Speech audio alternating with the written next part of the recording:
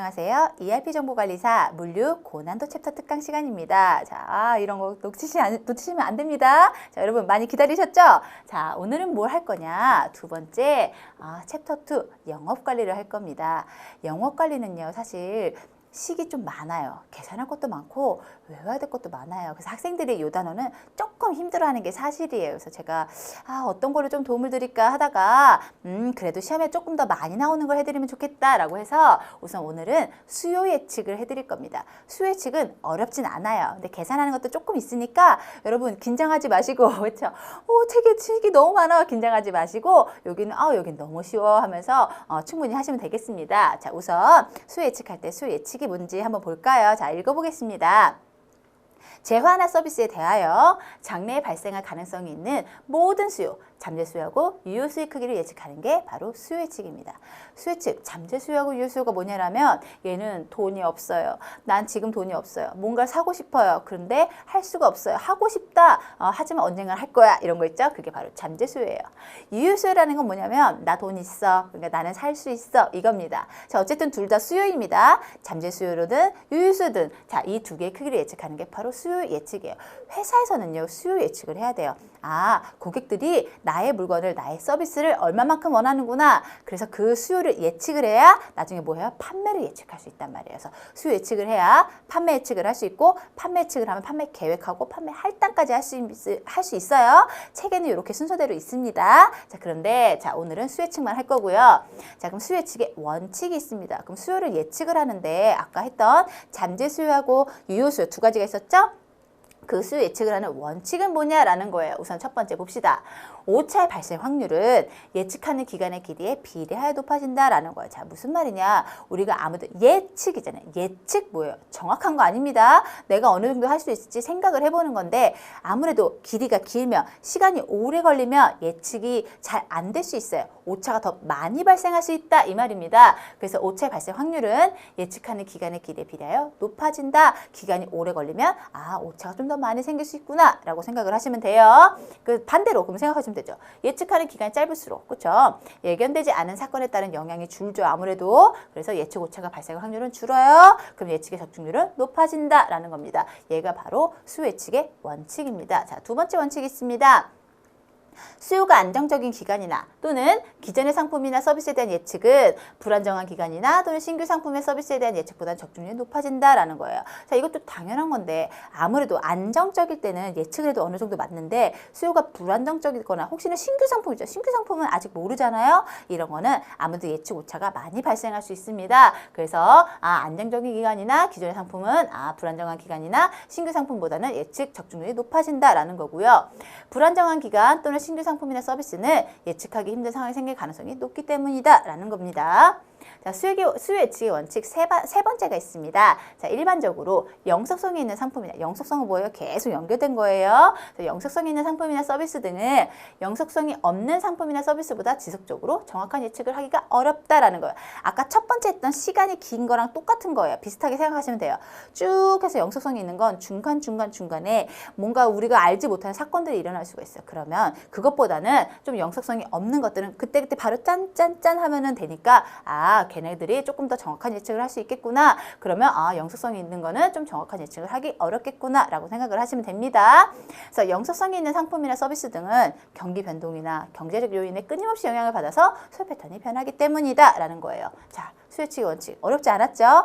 시간이 길면 좀 영속성이 있으면 좀 예측이 어렵다. 오차가 생길 수 있다라는 거고요. 그럼 수요 예측의 특징이 있습니다. 특징은 뭘까요? 수요 예측에 있어서 시장 상황이나 경쟁 기업의 동향, 지역 경제의 상황 등을 고려해야 된다. 당연한 거죠. 그렇죠? 자, 두 번째, 개별 수요 예측보다 총괄 수요 예측이 정확하다. 아무래도 한 개 하게는 조금 예측 오차가 발생할 수 있어요. 그래서 총괄 수요 예측이 조금 더 정확하다라는 거고요. 세 번째, 수요 예측을 완벽하게 할 수는 없어요. 당연하죠. 왜요? 얘는 예측이니까 예측을 완벽하게 할 수 없습니다. 그럼 수많은 요인들로 인해 예측 오차는 항상 생길 수 있다라는 겁니다. 수요 예측은 완벽하진 않다. 뭔가 오차가 생길 수 있다라는 겁니다. 자, 그러면 이제 요것도 그렇게 중요해요. 수요 예측의 방법 두 가지가 있어요. 이거는 무조건 외우는 거예요. 무조건입니다. 자, 두 가지가 있는데 정성적인 방법하고 정량적인 방법이 있어요. 정성적인 건 뭐냐면 누군가의 생각이에요. 주관적인 겁니다. 정성적인 방법이 여러 가지가 있는데 아, 걔네들은 주관적인 거구나. 누구한테 생각을 물어보는구나 라고 생각을 하시면 되고요. 정량적인 건 뭐냐면 객관적인 거예요. 객관적인 수치나 이런 걸 통해서 하는 게 아, 얘는 정량적이구나. 가끔 요거는 책에 정량적 말고 계량적이라 나오는 책들도 있는데 똑같은 말이다라고 보시면 됩니다. 그래서 정성적, 정량적 두 가지가 있구나. 그럼 좀 더 자세히 볼까요? 자, 정성적 방법에서 자, 이거 뭐냐? 과거 실행 자료가 없거나 아무래도 누군가한테 생각을 물어본다는 건 뭔가 자료가 없으니까 물어보는 거예요. 그렇죠? 그래서 자료가 없거나 또는 객관적인 자료가 존재하지 않을 경우에 일반 소비자나 판매원이나 전문가 등의 주관적인 의견을 바탕으로 미래 수요를 예측하는 거다. 얘가 뭐라고요? 아, 정성적이구나. 그럼 정성적 방법이 여러 가지가 있는데 첫 번째, 시장조사법이 있습니다. 시장에 가서 조사를 하는 거예요. 자, 시장의 상황에 대한 자료를 수집하고 이를 이용하여 수요를 예측하는 게 시장조사법이다. 당연하죠. 시장에 나가 조사하니까 시장조사법. 자, 그럼 소비자한테 물어볼 수 있어요. 소비자 실태조사. 또 판매점에 가서 물어볼 수 있어요. 판매점 조사. 아, 이런 게 바로 시장조사법이구나. 내가 조사를 해요. 객관적인 거 아니에요. 그래서 얘는 정성적 방법이구나 라고 보시면 됩니다. 또 패널 동의법 있어요. 패널. 뭔가 사람들한테 물어보는 건데 패널의 의견을 모아서 예측치를 활용한다. 그럼 패널이 나오니까 패널 동의법이다 라는 거고요. 중력평가법, 높으신 분들, 중력들의 의견을 모아서 예측치를 활용한다. 얘가 바로 중력평가법이다. 역시 다 지금 물어보는 거죠. 누군가한테 의견입니다. 정성적입니다. 자, 판매원에게 합성법. 똑같아요. 판매원들한테 의견을 물어보는 거예요. 판매원님 어떻습니까? 이런 거예요. 이분들이 어떻게 보면 정확할 수도 있잖아요. 그렇죠? 그래서 각적 담당 판매원들의 각 지역에 대한 수요 예측치를 모아서 전체 수요를 예측한다. 얘가 뭐라고요? 판매원 의견 합성법이다. 라는 겁니다. 자, 수명주기 유추법이 있어요. 수명주기 유추법. 자, 유사한 기존 제품의 수명주기상의 수요를 가지고 신제품 수요를 예측한다라는 거예요. 자, 수명주기는 이렇게 생긴 그래프라는 게 있어요. 그래서 뭐 도입기, 성숙기, 뭐 성장기 막 이런 거 있는데요. 그래서 이런 거 가지고 아, 수명주기를 예측한다. 그래서 비슷비슷한 상품들이 아무래도 이렇게 주기가 있잖아요. 그래서 그런 게 바로 수명주기 유추법이다. 기존의 유사한 상품에 한번 보자라는 겁니다. 자, 정성적 방법에서 델파이 분석법이 있습니다. 자, 개인적으로 얘는 여기 별 이렇게 왕별 치고 싶어요. 얘는 그렇게 시험에 많이 나오는 거예요. 자, 델파이 분석법은 진짜 중요합니다. 근데 얘는 또 그렇게 외우는 게 또 쉬워요. 자, 델파이 분석법이 뭐냐? 문제에 대한 여러 전문가, 뭔가 전문적인 분들한테 물어보는 게 델파입니다. 그래서 전문가들한테 의견을 수집해요. 그리고 의견을 요약 정리하고 다시 전문가들한테 배부해요. 일반적인 합의가 이루어질 때까지 계속해요. 반복적. 자, 제가 여기 노란색 해놨어요. 왜? 중요하니까. 전문가한테 물어봤는데 계속 어떻게 반복적으로 한다. 얘가 바로 델파이 분석법이다라는 거예요. 얘는요, 순서가 중요합니다.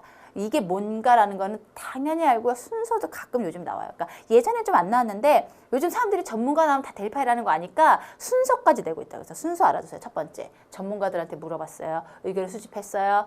걔를 요약 정리해요. 다시 보내요. 합의가 이럴 때까지 계속해요.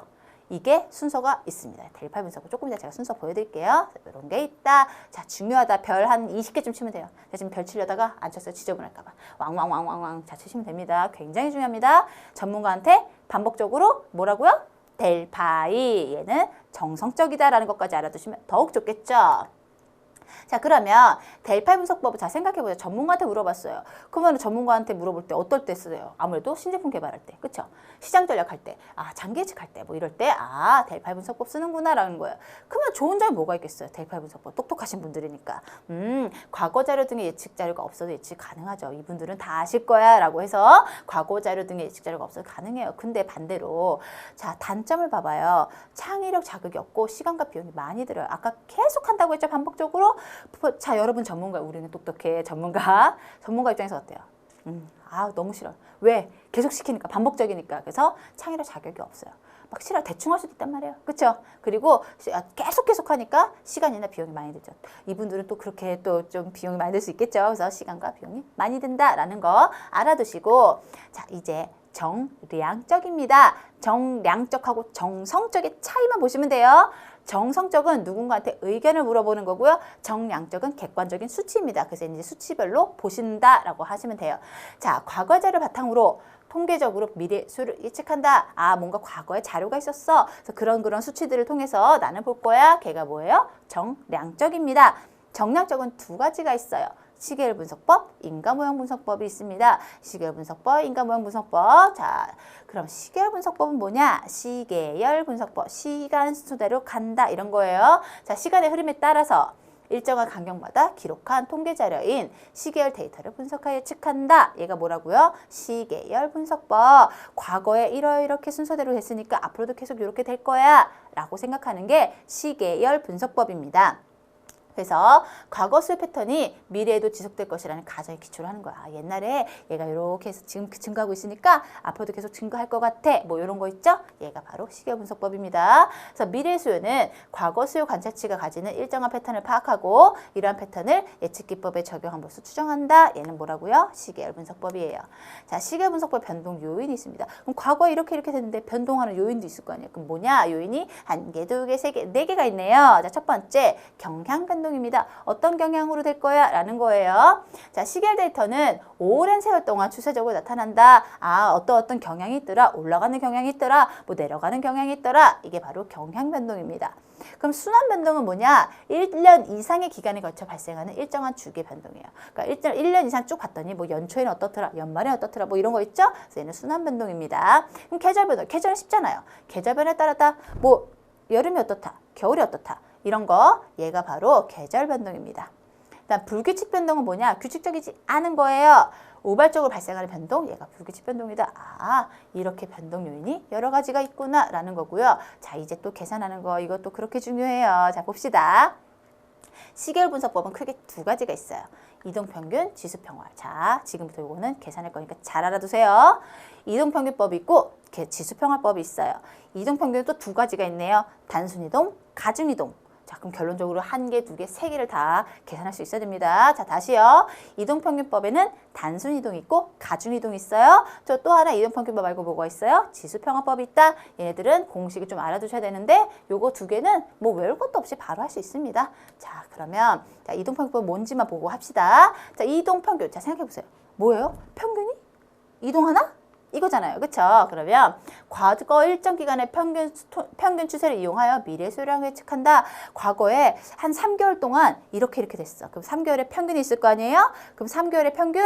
자, 그러면 만약에 지금 몇 월? 5월 했어요. 그러면 2, 3, 4 평균이 있어요. 그럼 6월일 때 또 3개월의 평균이 뭐예요? 3, 4, 5의 평균 이렇게 되는 거예요. 평균이 어떻게 돼요?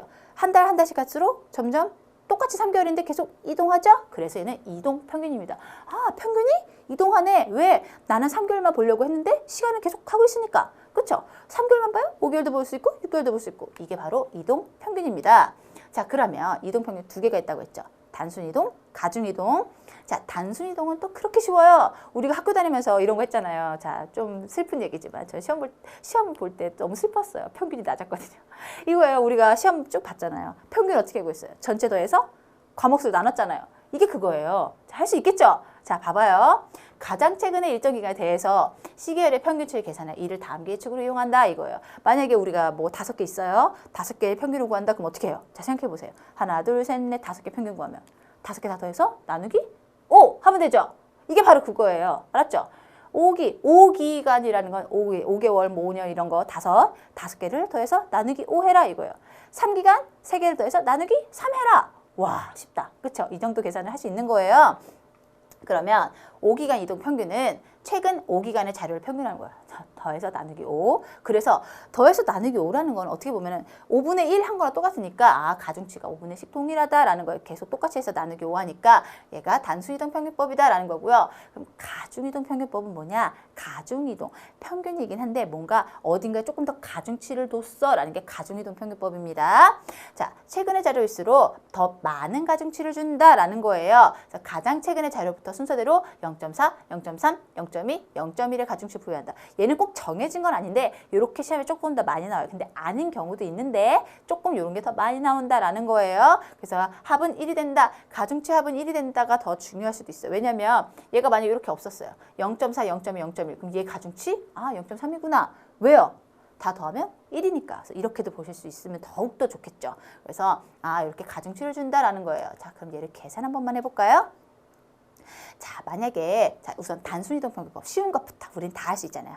자, 4기간의 단순이동 평균법 구하기. 지금 몇 기간? 4기간. 4기간으로 몇 월? 6월. 6월은 여기 있습니다. 그쵸? 여기 6월. 그럼 나는 얘가 도대체 얼마냐 하고 예측을 한번 해볼 건데 지금 몇 기간이라고요? 4기간 그랬습니다. 4기간이면 1개, 2개, 3개, 4개 이거예요. 알았죠? 1개, 2개, 3개, 4개 해서 자 요거 해볼게요. 100 더하기 110, 130, 120 짠! 자 하나, 둘, 셋, 넷, 4개니까 뭘로 나눠요? 그렇죠. 4 이렇게 됩니다. 그래서 100, 110, 130, 120, 460이네요. 나누기 4 하면은 1, 1인가요? 그래서 답은 115개 이렇게 되는 거예요. 어때요? 와 완전 쉽다. 그렇죠? 이런 거 시험에 나오면 감사합니다 하고 얼른 풀어서 맞히는 거예요. 자 단수이동 평균 진짜 쉬워요. 4기간이니까 1개, 2개, 3개, 4개 하는 거예요. 그럼 만약 문제에서 3기간 나왔어요. 그럼 3기간은 뭐예요? 1개, 2개, 3개 이렇게 한다라는 거예요. 이거 3개 더해서 나누기 3 하면 6월의 예측치가 나오겠죠. 그래서 이렇게 예측을 한다라는 게 단순이동 평균입니다. 자 그럼 가중이동 이거 잠깐 치울게요. 뭐 가중이동 뭐 이렇게 어렵지도 않아요. 그렇죠? 단순이동이 쉬운데 뭐 가중이동 어려워? 아니에요. 가중이동도 너무 쉬워요. 자 보세요.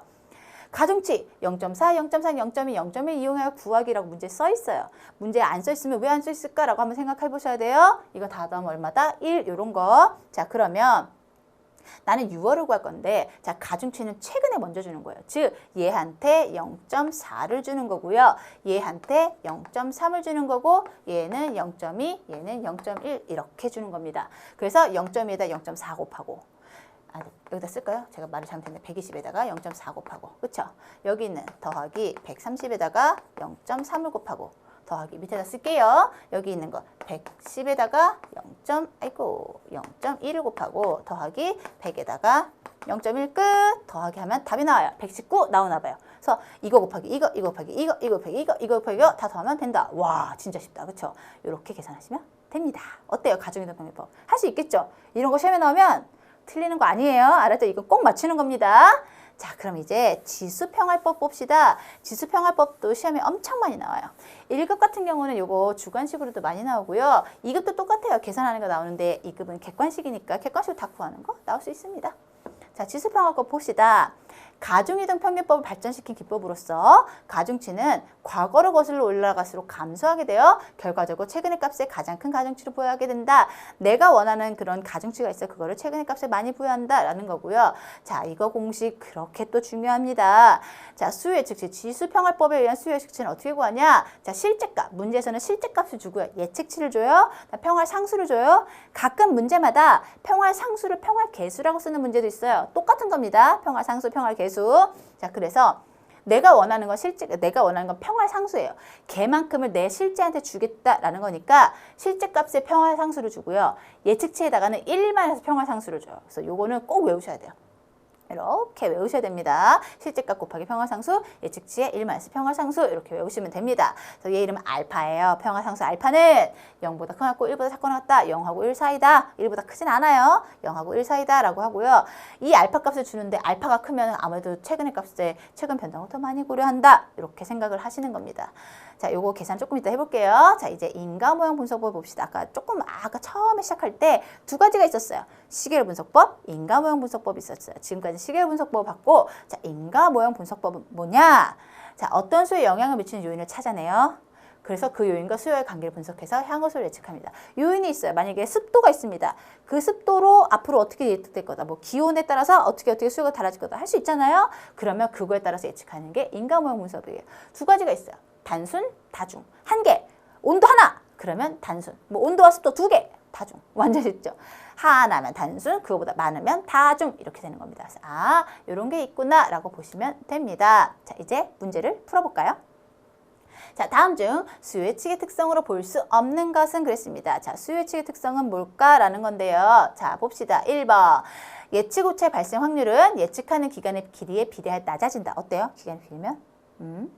두 번째, 기존의 상품이나 서비스에 대한 예측은 신규 상품이나 서비스에 대한 예측보다 적중률이 높아진다. 맞을까요? 세 번째, 일반적으로 영속성이 있는 상품이나 서비스 등은 영속성이 없는 상품이나 서비스의 경우보다 지속적으로 정확한 예측을 하기 어렵다.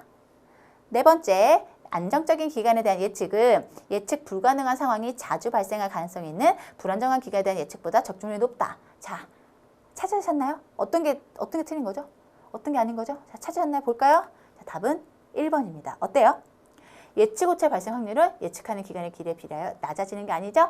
길이가 길면은 아무래도 오차가 많이 발생한다라고 했어요. 그래서 오차 발생 확률은 기간의 길이에 비례하여 높아진다라는 겁니다. 답은 1번 틀린 겁니다. 자, 얘 봅시다. 보기는 정성적인 예측 기법을 이용한 수예측 절차들의 일부이다. 델파이법에 의한 수예측 절차를 올바르게 나열한 것은 무엇인가요? 그랬어요. 자, 요거 아까 제가 절차 이거 나올 수도 있다라고 했죠? 그래서 이렇게 나왔습니다. 얘는 사실 객관식인데 좀 길어서 제가 주관식으로 바꿨어요. 그래서 이렇게 한번 봅시다. 전문가들의 의견이 일치할 때까지 이런 과정 반복함. 전문가 반복함 델파이 맞죠? 근데 이 문제는요. 사실 다가 아니에요. 자, 보세요. 문제가 얼마나 어려운가. 두 번째, 영업사원들 각적의 수요를 예측함. 자, 이거 어때요? 이거 델파이 아니잖아요. 그쵸? 델파이는 기억해요? 전문가한테 반복적으로 하는 거예요. 그래서 얘는 전문가 반복은 맞는데 얘는 어때요? 아니에요. 그래서 이거는 문제가 기억면, 디귿, 미음, 비읍이 다 순서를 하는 게 아니고 이 중에 아닌 건 또 빼셔야 돼요. 와, 대단하죠. 이 문제. 그래서 얘는 아닙니다. 자, 디귿. 전문가들의 의견을 분석한 후 그 결과를 전문가들이 다시 우송한다. 어때요? 자, 맞는 것 같아요? 자, 리을. 소비자, 영업사원, 경영자를 모아 수혜측 패널을 구성함. 이거 어때요? 아, 전문가 아니잖아요. 그쵸? 얘도 아니네요. 그쵸? 자, 미음. 다른 전문가들의 의견을 자신의 의견과 비교해 검토함. 자, 비읍. 대상 상품의 수요치게 된 설문 전문가들의 우송. 자, 그러면은 아닌 거 두 개가 있었죠? 니은하고 리을은 아니네요. 그럼 얘네들 나머지를 순서를 보셔야 돼요. 자, 순서 찾으셨나요? 어떤 게 제일 먼저요? 머리 아파. 그쵸? 어떤 거요? 글을 읽다가. 자, 보세요. 제가 답을 보여드릴게요. 짠! 이겁니다. 자, 순서대로 보시면 돼요. 아, 선문을 전문가들한테 먼저 보내요. 그 다음 뭐해요? 전문가들한테 의견을 분석하고 그거를 다시 전문가들한테 보내요. 그 다음에 전문가들한테 뭐예요? 다른 전문가들의 의견을 자신의 의견과 비교해 검토하죠. 전문가들도 다른 전문가 있을 거 아니에요. 그다음 마지막 뭐예요? 계속 반복해요. 그래서 이런 과정을 한다. 와, 이 문제는 순서만 보는 것도 아니고 어머 세상에나 델파이법이 아닌 것까지 파악을 해야 돼. 이겁니다. 자, 하실 수 있겠습니까? 이 정도는 할 수 있다고요? 네, 믿습니다. 자, 이거예요. 자, 이 문제는 조금 어려웠는데 이걸 학생들 처음 봤을 때 어머 이 세상에 이런 문제가 이랬단 말이에요. 근데 사실 생각보다 어렵지 않아요. 자, 볼게요. 보기와 같이 과거 3개월의 실제 판매량과 가중치를 이용하여 가중이동 평균법으로 예측한 결과 가중이동 평균법. 자, 9월의 판매량이 65로 산출되었다. 자, 9월이 판매량이 65다. 이렇게 한번 써봐요. 자, 되었다. 이때 보기에서 누락된 7월의 실제 판매로 세상에 이겁니다. 그렇죠? 할 수 있겠습니까? 어때요? 자, 얘는요. 세상에 빈칸이 두 개예요. 어쩌라는 거야? 이러지 마시고 자, 생각을 해보세요. 우선 첫 번째. 가중이동은요. 가중치의 합이 얼마라고 했습니까? 얼마라고요? 합은 1이에요. 자, 기억하시죠? 0.2, 0.5, 더하면 0.7이니까 얘가 얼마야? 0.3 이겁니다. 알았죠? 자, 그 다음에 여기 우리 요거 7을 이렇게 x 이렇게 해볼까요? 우리 조금 수학적으로 말씀드려 죄송한데 이거 수학을 좀 풀어봐야 돼요. 자, 이렇게 곱하기 하는 거예요. 자, 25 곱하기 0.2 이렇게 하시고 25 곱하기 0.2 얼마요? 5인가요? 자, 5 잠깐 쓸게요. 더하기 얘랑 곱해요. x 곱하기 0.3이니까 이거 혹시 이렇게 방정식 배우셨는 분들이 있을지 모르겠지만 이렇게 곱하기 생각할 수 있습니다. 더하기 얘는 90 곱하기 0.5 얘가 바로 65다라는 거예요. 90 곱하기 0.5 하면 5, 9, 45, 45네요. 이렇게요. 이거 선생님 저 이거 모르겠어요. 아이 진짜 네모 쳐버려. 이렇게 할 거예요. 너무 몰라. 네모 치면 돼요. 알았죠? 이렇게. 자, 어때요? 얘를 네모로 변신. 나 X 머리 아파. 네모 머리 아파. 이러시면 네모 해요. 자, 봅시다. 답이 65예요. 왜요? 65라고 했으니까 곱하기 이거입니다. 자, 잘 알아두세요. 얘 5죠? 45죠? 더 해봐요. 50. 근데 65가 넣으려면 얘가 얼마예요? 15구나 이거예요. 즉 0.3에다 뭘 곱하면 15냐라는 겁니다. 여기다 잠깐만 쓸까요? 나 X 몰라요. 그러시는 분들을 위하여 이렇게 어쩌고 다시 네모 써요. 얘가 15다 이거예요. 이거. 그럼 네모는 어떻게 구해요? 네모 어떻게 구할까요? 네. 이거 우리는 계산 못할 수도 있어요. 우리에겐 비장의 무기가 있습니다. 뭐예요? 계산기예요. 그렇죠? 계산기 갖고 갈 수 있어요. 시험 볼 때. 얘 15 나누기 0.3 하시면 돼요. 15 나누기 0.3 계산기한테 물어보면 계산기가 친절하게 말해줄 거예요. 그럼 답은 짠 3번. 이거 좀 지울게요. 3번. 15 나누기 0.3 하면 50대. 저 이거 지워도 되죠? 네, 이렇게 합니다. 그래서 이렇게 싹싹 예쁘게 그래서 이렇게 하는구나. 답이 50 나왔네 라는 거 어때요? 하실 수 있겠어요? 얘는 사실 1급에서 나오긴 했지만 혹시라도 어렵게 나오면 2급에서도 나올 수 있단 말이에요. 그러니까 이런 거 좀 알아두세요. 가중치합은 1이구나 계산하시고 곱해서 65가 나오게 만드시면 됩니다. 자, 이런 거 계산 좀 한 번만 더 해보십시오. 자, 이제 우리요 지수평화법 계산하는 거 있습니다. 한국백화점은 지난주 매출액을 1.5억 원으로 예측했으나 실제는 2억 원이었다. 자, 알파 얘가 뭐예요? 평화상수입니다. 0.1인 단순지수평화법 이용할 때 이번 주 매출액은 얼마일까요? 그랬어요. 우리 기억하세요? 공식 앞에서 했었는데 자, 빨리 기억하세요. 자, 뭐냐? 첫 번째 실제값. 실제값에다가 0.1 이렇게 곱해라 이거예요. 자, 실제값에다가 평화상수 곱하고 두 번째 매출 예측치에다가 1 마이너스 평화상수 이렇게 계산하시면 답이 나올 거예요. 저는 계산 못해요. 자, 2번입니다. 요거는 여러분 해보세요. 곱하면 0.2고 8, 8, 1, 8, 5, 40 하면 되겠네요. 답은 2번 1.55 이렇게 하고 나옵니다. 어때요? 할 수 있겠습니까? 그래서 이렇게 하시면 됩니다. 자, 8이 아니었네요. 0.9가 되네요. 제가 말씀 잘못 들었어요. 0.9. 맞는 것 같아요. 그래서 답은 2번 이렇게. 요거 쉽게 나오는 거니까 이런 것도 하실 수 있어요. 그러니까 2급 같은 경우는 이런 식으로 객관식으로 나오고요. 1급 같은 경우도 1급도 객관식으로 나올 수 있고요. 1급은 주관식으로도 나올 수 있어요. 그러면 그때 1.5억 원 이렇게 써주셔야 됩니다. 그래서 이런 거 계산 굉장히 중요해요. 시험에 많이 나와요. 이거 뭐야? 단순지수평화법. 지수평화법은요. 시험에 진짜 많이 나옵니다. 아까 했던 단순이동평균법, 가중이동평균법도 많이 나오고요. 지수평화법도 많이 나와요. 조금 더 나오는 거 굳이 말씀드리면 얘가 조금 더 많이 나오더라고요. 제가 그냥 판단하기로. 그러니까 이거 꼭 알아두시면 좋겠습니다. 자, 하나 더 해볼까요? 자, 시기화 분석 방법 중에서 지수평화법 이용하여 3월 달에 수요가 보기와 같이 예측되었다. 이 경우 2월 달에 실제 수요 기록으로 적절한 것은 무엇인가요? 이랬습니다. 자, 그럼 얘는요, 어떻게 해야 되냐? 어떻게 해야 되지? 이거예요. 근데 문제예요. 얘 지수평화법 하라고 했는데 아무리 봐도 평화상수가 없죠. 어머나 세상에 이거예요. 그렇죠? 얘는요 이렇게 세 개 줬죠. 요거 이용하시고 요거 이용하셔도 돼요. 얘는 진짜 조금 그거 뭐죠? 방정식을 좀 하실 수 있어야 돼요. 자, 얘는요 이거 한번 해볼게요. 이게 뭐냐? 자, 실제하고 예측이 있습니다. 1월부터요. 1월에 실제가 10에다가 평화상수 알파 몰라요. 알파 쓸게요. 그다음에 여기다가 15에다가 1 마이너스 알파 이렇게 계산해요. 이렇게 했더니 예측치가 14다 이렇게 나오는 거예요. 알았죠? 그럼 요거를 계산할 수 있어야 돼요. 자, 한 번만 해볼까요? 우선 요거 방정식 하실 수 있겠습니까? 조금 불안하긴 한데 참 보세요. 머리가 아파도. 자, 얘는 10 알파고요. 요거 이렇게 괄호 풀면 중학교 때 배우는 분배 법칙이라고 있어요. 그래서 이렇게 좀 하셔야 돼요. 15 이렇게요. 계산 좀 해볼게요.